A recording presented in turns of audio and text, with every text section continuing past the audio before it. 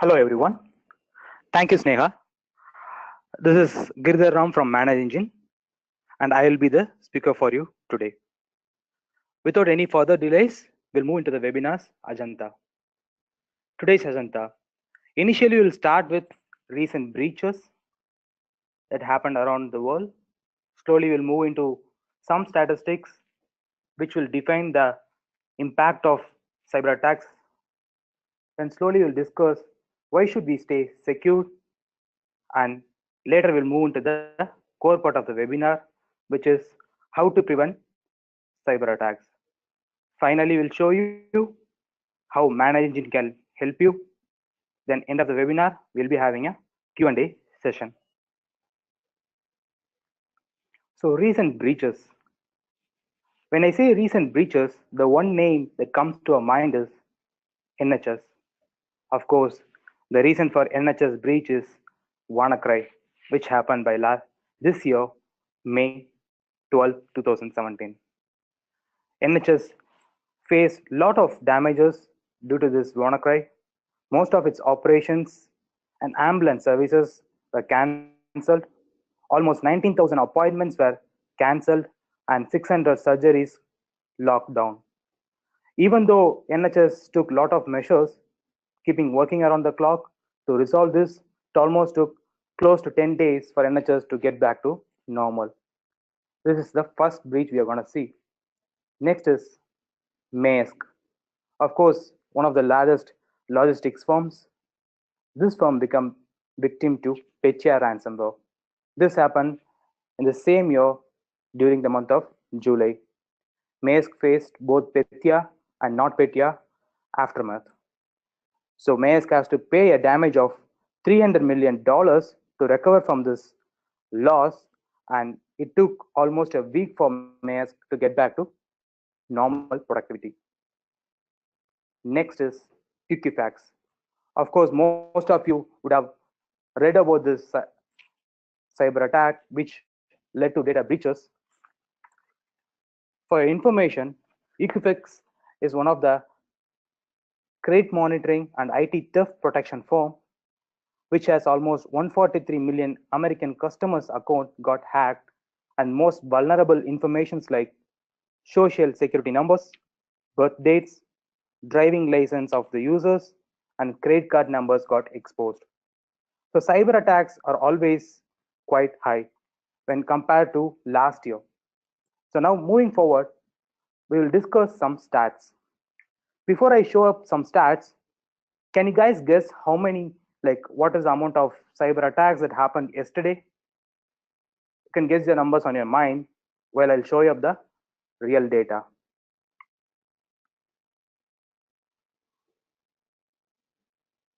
So in this live threat map, you will be able to see the cyber attacks that is happening right now. The yellow is the start of the attack and red is the target. So if you can see right now, there is multiple attacks that is happening from USA towards Australia and from China and towards Netherlands. So yesterday's attack counts 6.7 million. And today it has reached almost 1 million right now. So this is how the impact of cyber attack is. So if you are thinking only WannaCry, Petya, or bad rabbit kind of ransomwares are the only cyber attack that's happening, you're wrong. And for your information, these attacks are only traceable attacks, and there are a number of untraceable attacks that is happening around the world right now when we are in this webinar. Now getting back to the presentation, some other stats. So who is behind these data breaches? You can see 37.42% of attacks happen through opportunity hackers. So these guys will be waiting for an opportunity through which they can break into some organization and take some data out. The other is 44.52%, which is organized cyber criminal. There are groups like BIOS recently, which happened in Russia, fancy BIOS. They will be able to like make an attack. So remaining 18% is state-sponsored hackers. Now, what tactics do these hackers use to breach into your networks? Usually, the most common way to breach into any user accounts is phishing. So once the hacker gets into phishing, he will start exploiting vulnerabilities, which is the 34.38%. Then other cases like the weak passwords. Most of the organizations have building good passwords these days, building the strong passwords. So the most vulnerabilities lies with the operating system vulnerabilities and third-party application vulnerabilities, which the firm doesn't know about. Now, who are the victims for this cyber attacks? Starting with financial organization with 28.24%, follows up healthcare organization with 22.35%, and you can see the defense sectors has come up with 17.65%. So attacks are almost on all verticals. So if you're saying that you're from a startup firm or you don't belong to this kind of attacks, hackers are not targeting you guys, then you guys are wrong. So we have discussed some stats here. Now let's look into why should you stay secure against cyber attacks. First things first, productivity. So when your productivity stops, your revenue loses, your employees get irritated, annoyed. So as I said in earlier, Maersk, for Maersk, it took almost a week to get back to normal and show up the normal productivity again. So initially, when a cyber attack happens, your productivity is going to get affected, followed by data, which is similar to Equifax. If you lose your data, either if your data gets encrypted or if your data gets stolen, then you need to be liable to answer multiple persons for this. First things first, as I said, productivity and data. So these two combined can impact your brand and reputation. If you lose your data, you lose your brand image and reputation. Same like what NHS, Maersk, and Equifax faced. You may recover from the attack, you can get back to normal, but you're gonna still there in the history where people like me will show your logo and talk about your data breaches. Now let's move into the core part of the webinar, how to prevent cyber attacks. I will give you simple 3 best practices which you can follow to get away or keep your network with a minimum number of security. I'm sure that this can help you, but I'm not sure this will help you 100%. This is just an precautionary measure which we can take. First is architecting your network. Then we'll talk about deception technology. And last thing is keeping our network updated. What is architecting a network? Say, an example, an organization A contains different type of computers and servers in their network. Those computers and servers can be prioritized and categorized as critical, moderate, and least important systems. So you can provide high level of security, say level 3 of security to most critical systems, and the moderate level of security to the next level of systems, and least level of like no security at all to the minimum to the least important systems. So this is how you can architect your network and keep your network safe, so your important and highly confidential information stays safe no matter what. Second is deception technology. As you can see from the image, the shark is like decoyed as an goldfish, while vice versa on the other side. So this is exactly what we are going to use to stay safe against cyber threats. I will explain this with a flowchart. You can see here, your actual network lies on the left and the attacker is on the right. When the attacker plans to attack your network, you can place a honeypot technology which acts as a fake system or fake server in front of your firewall. So whenever an attacker tries to breach into your network, he will try to breach only this honeypot while the network stays safe. So you are ultimately safe, and also honeypot will help you show where this attack is originated from. Like the source of the attack can be tracked, so the network administrators and security professionals can build up security from this source. So this is the second best practice I would suggest you to employ. Third, being up to date. So you can have a good network, architected network, and the second is like deception technology, as I said. But if you're not going to update your systems, you're going to be still vulnerable to cyber threats. So updating a systems, updating a network is not so simple when the numbers of computers and servers are huge in numbers. The challenge in updating a network is really huge. So how can we overcome this? Let me tell you how you can overcome this with a simple story. Let's meet two characters here. Dustin, a black hat hacker, belongs to a top cyber criminal group. On the right is Mike, an IT administrator for a leading MNC. Now, let's understand what are the different challenges an IT administrator has to face while he has to update his network. The war between Dustin and Mike starts here. Windows vulnerabilities. Dustin says, "It's been a while, let's show them what we are made of." Oops, it seems Dustin is planning to breach into some organization.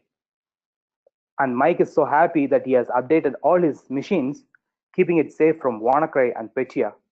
After seeing WannaCry and Petya's impact, Mike has updated his systems and he is feeling happy that he will not face any cyber threats in future. Oops, seems Mike is having a problem here. He updated his he updated his Windows machines, but he didn't update his Mac and Linux, which Dustin took advantage of. Dustin says, "Do you think Windows are the only vulnerable systems?" No. So Mike is in trouble here. And it's not only Mac and Linux. Seems Chrome and Adobe have also been used for the breach. So Dustin is going to win this war, and he says and gives an evil laugh, "Ha ha ha! We are always two steps ahead of you." So Mike is in real trouble here, and we should help our system administrator or IT administrator. So how can we help Mike? Because he's having a lot of complication and priorities. He needs to prioritize, like he needs to do a little amount of math in a very short time to identify which application has to be patched first and which has to be patched next. Starting from Windows, Mac, Linux, as you can see here, Chrome, Adobe, etc.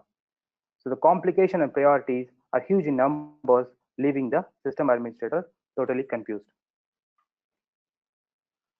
So we have to make Mike a superhero. How can we do that? Which exactly is an endpoint management solution. So when you're choosing endpoint management solution, you have to look for certain features which will help your administrator to do end-to-end IT security capabilities.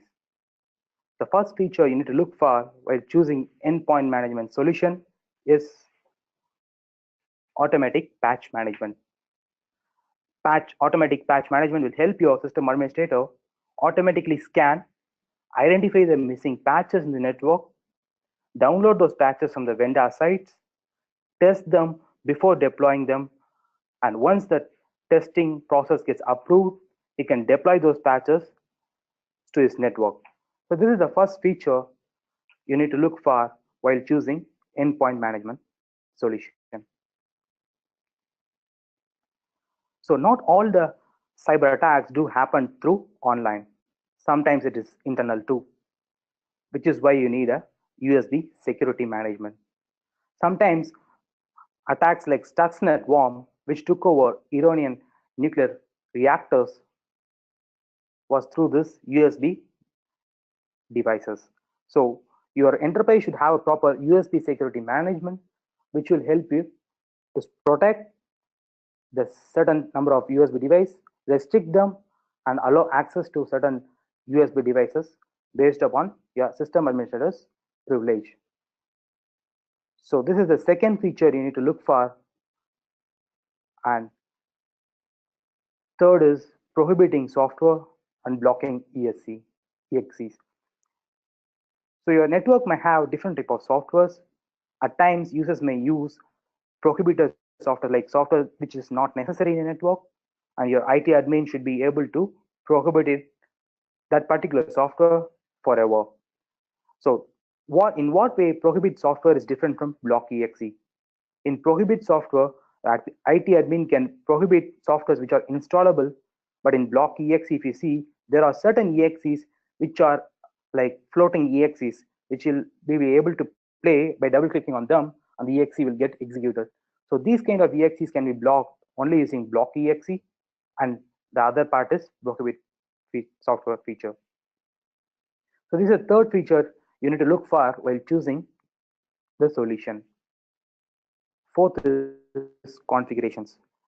Apart from patch management or USB security management, your enterprise should have will be need of different type of configurations based upon the needs. So different level of configuration which can be which you can look for is a firewall configuration, which will help you deploy different type of firewalls based upon your needs. An alert configuration, which will alert you whenever there's a change in password or your password in a network is going to get expired. The next is file and folder permissions and giving users the right privileges to access certain files and folders. Group management, and at times you need to deploy different type of custom scripts for your enterprise security. Finally, certain configurations like security policies may also come into use. Next feature is the forwarding server. This is more similar to the earlier best practice I suggested, which is honeypot deception technology. So certain endpoint management solution will provide you a forwarding server feature, which actually secures your main server without exposing it to the real world. So your main server stays safe, while the other server, which will be employed before it, will act as a securing server and help you protect cyber attacks from the external world. So this is another feature you can look for while choosing endpoint management solution. The next one is failover server. So this failover server will help you when you feel your productivity is more important than anything. Failover, from its name, it defines whenever your main server goes down, there will be a secondary server which will automatically take over your primary server and help you keep your productivity up. You can experience zero downtime out of this. So this is the one feature you have to look for while choosing endpoint management solution more than forwarding server, because productivity is the prime thing as we discussed earlier. So all the earlier features are with respect to desktops, servers, and laptops. Now, an enterprise doesn't have only desktops and laptops. At times, they will also have mobile devices like tablets, smartphones, which are always in move. So the enterprise should also be able to protect your network from devices like from for the devices like mobiles, smartphones, and tablets. So you should look for mobile device management feature in endpoint management solution. So under this mobile device management, the system administrator must be able to backlist certain applications. Similarly, as we saw in desktops, you can prohibit the software. Same way in smartphones and tablets, the IT administrator must be able to blacklist apps, which is prohibited in the network on the devices, and he can also at times whitelist apps, which is actually allowing you to use particular type of apps. The next feature is copyright write and loss mode. Let's assume you have an employee who is always on the move, traveling, and has an corporate device with him, a mobile device, let's say an iOS device. So whenever he loses this device, he must be able to track them back using a GPS tracking. And if you're not able to track them back, your IT admin should be able to erase the corporate data from that particular mobile. So this is another feature you can look for, which will help you keep your mobile employees even secure. Now that we have seen all the features that you need to look for in an endpoint management solution, but how can ManageEngine help you? There is only one answer to this, which is Desktop Central. Desktop Central is a complete endpoint management solution which will help you to manage desktops, servers, and mobile devices. In desktops, you can manage Windows, Mac, Linux. In mobiles, you can manage iOS, Android, and Windows smartphones. Excuse me. Now moving forward with real world scenario. We have seen the overall presentation, like scaling up from how the recent breaches, some statistics, why should we stay secure, and how to prevent cyber attacks. Now let's see how all these different scenarios can fit in the real world. Escaping WannaCry and Petya. WannaCry and Petya happened this year, as I said earlier, in May and July. Let's see how Desktop Central help our users and customers escape WannaCry. I will explain this here. Initially, what we did was we blocked the ports which WannaCry and Petya were using to spread across the networks internally. We blocked the SMB ports first, and after blocking the ports, we identify the missing patches for Windows systems, and we patch them immediately using our automatic patch management feature. So once the users were able to deploy the missing patches, they unblocked the ports, and everything were back to normal within a day. So this is how we help our customers escape WannaCry and Petya. Now scenario 2, how to prevent worms like Stuxnet. As I said earlier, our USB security management feature will help you restrict USB devices and allow devices which are accessible and which is permitted by the IT administrator.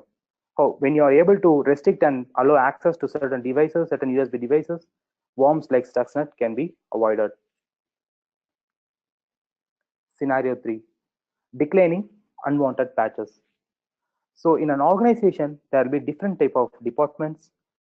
For example, let's consider there are two different departments like marketing and development. So your development department will be working on a Java application. Your marketing department may work on Adobe applications. So your marketing department does not need an update for Java regularly, but your development department will need it.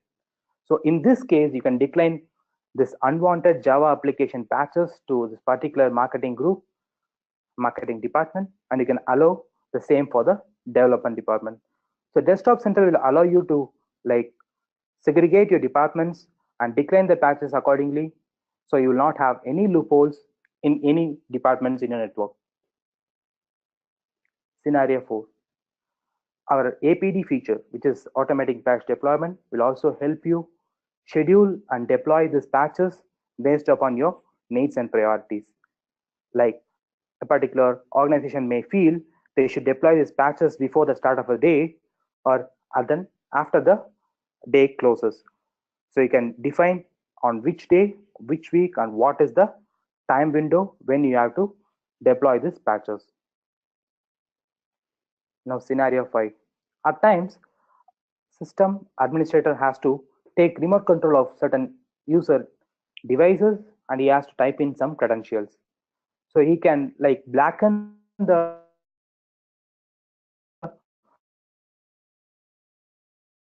client's computer or user computers, and he can type in the password so the credentials are kept confidential.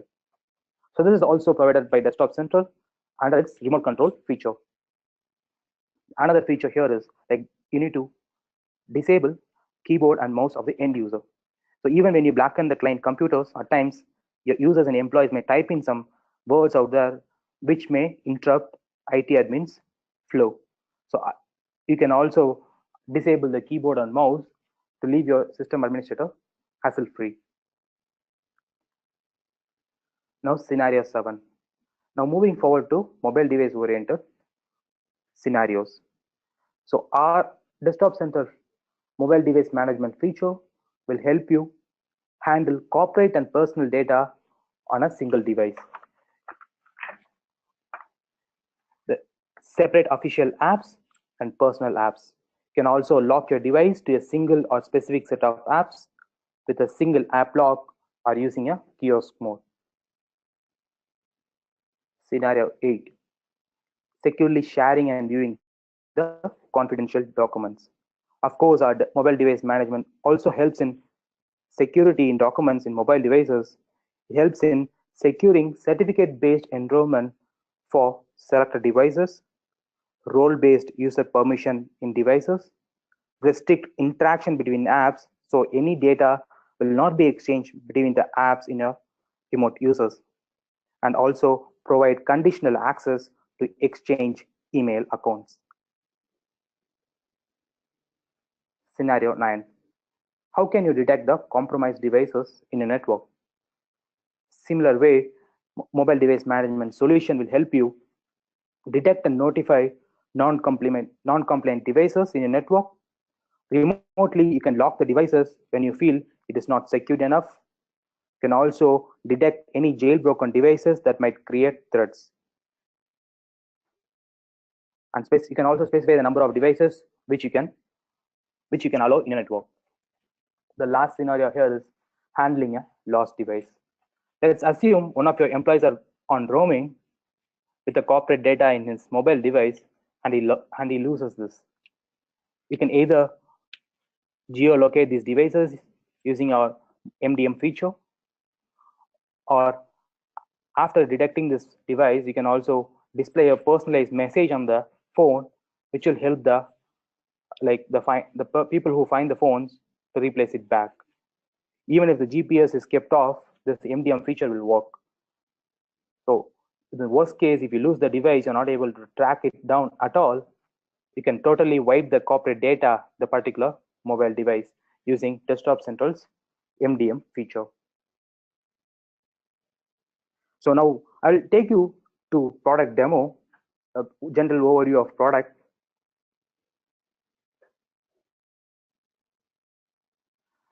So right now you can see Desktop Central's web console. As I said earlier, Desktop Central is an endpoint management solution which will help you to manage desktops, laptops, servers, mobile devices, smartphones, and tablets. So right now you can see the dashboard of the Desktop Central product. On the top, you can see configuration features are available.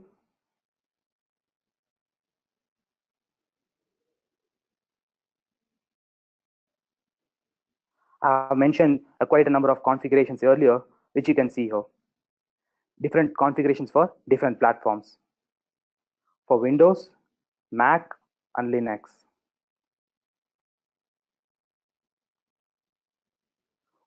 Firewall configuration, so on. So moving forward, I'll go to patch management. So you can see different type of features available for patch management. Explained earlier, APD, automatic patch deployment. You can also see different patches available, downloader patches, and patches that are supported for your network. You can also decline patches and define system health policy. I'll just give you an overview of this product. Similar way, you can also manage softwares, you can manage inventories in a network, and exclusive mobile device management solution is also available, and the remote control feature is here. So if you need any detailed information about this product, a detailed demo or training, you can register for our training or demo, and we'll give it in detail for you. Now getting back to the presentation, it's a Q&A session. You can start writing out your questions and we'll be answering it right away. While you are typing in your questions, I can show you some frequently asked questions which we usually get in previous webinars. First thing is, does Desktop Central manage third-party patches? If yes, then how many applications does it support patching for? As I said earlier, Desktop Central do support third-party patches, and it supports more than 250 plus applications, third-party applications. Second question. So how quick does Desktop Central support vendor patches? In the case of WannaCry and Petya, we supported the patches the right next day once Microsoft released the patches for those vulnerabilities. To be frank, Desktop Central will support patches the right next day after testing it and providing you with the right patches. So the final question here is, why should we choose Desktop Central? Before I answer this question, let me check with my team for other questions.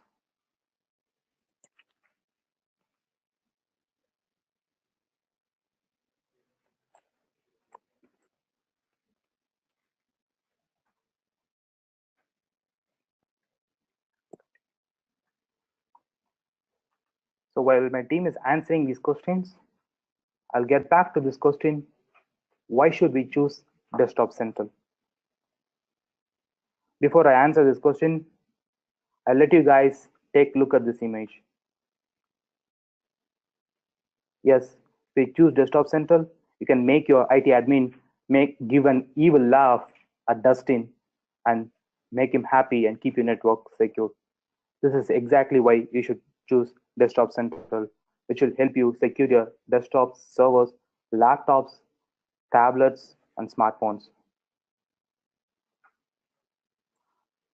So apart from Desktop Central, we are providing other solutions too, which is the Mobile Device Manager Plus solution, which is an exclusive mobile device management solution. And to the left, you can see Patch Connectors, which is an automatic third-party patch management for Microsoft SSEM, and Patch Manager Plus, which is an exclusive patch management solution for Windows, Mac, Linux, and third-party patches. So apart from that, we have also launched a recent free tool, a free Android app called System Tools, a free remote system administration app. So these are different type of endpoint management solutions that is offered from Desktop Central.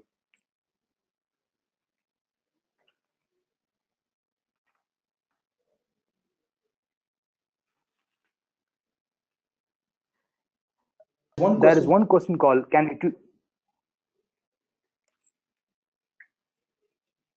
We have a question which is, can we tweak firewall configurations using Desktop Central?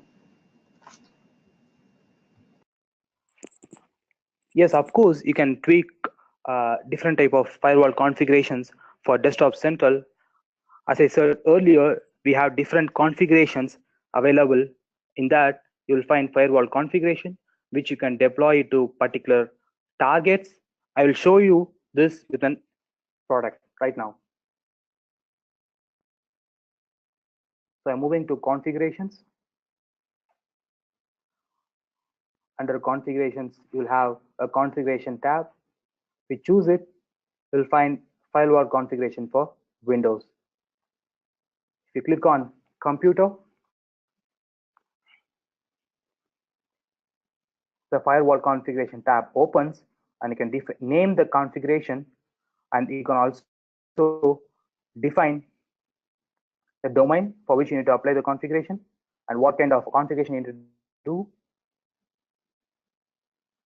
If you want to add some rules, you can do that. You can define the targets, whether it has to be a remote office or domain or entire domain, you can define it here. And you can also define, if you want to define, like apply this configuration or the startup of your application, and other options are available. You can either deploy this immediately or deploy it when you want to.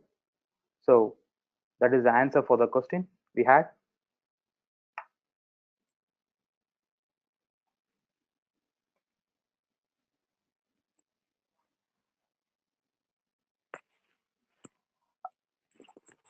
Bear with us as we are waiting for other questions that is coming in.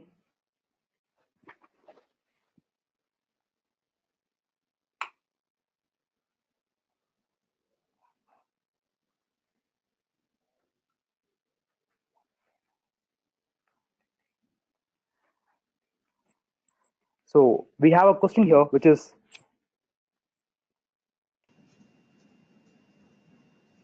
how long will it get for me to get patch updates for Windows?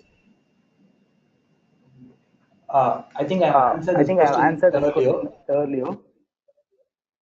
In the case of WannaCry and Petya, it is more like Windows updates, which we did within a day. As I said, Microsoft vulnerabilities were there, SMB vulnerabilities were blocked, and we patch the systems immediately. Say, for example, the breach happened by May 12th, we immediately support the patches by the next day, which is May 13th. So we immediately support these patches because we have an exclusive team over here who sits here, downloads the patches, tests them immediately, and upload them to the online DB. So you can see whenever you sync your desktop central server with this online DB, you will have the recent set of patches available for Windows, Mac, and even also for Linux. Yeah, we have one more question here, which is, do DC support server patches? Yes, of course, you can also patch your servers using DC. This is also we can also do this. Thanks for your questions. If any other question is there, I will let my team wait for it. Online for the next 15 minutes. So if you have any questions, you can send them in using your chat option, and we will answer it within the next 15-20 minutes. And that brings us to the end of this webinar. We hope you found this webinar valuable. Just give us 3 working days and we will email you the recording of this webinar and the presentation slides. You will also be redirected to a very small survey at the end of this webinar. If you could fill this out for us, it would help us improve in the future. For more information on ManageEngine, you can visit www.manageengine.com. Thank you once again and have a great day.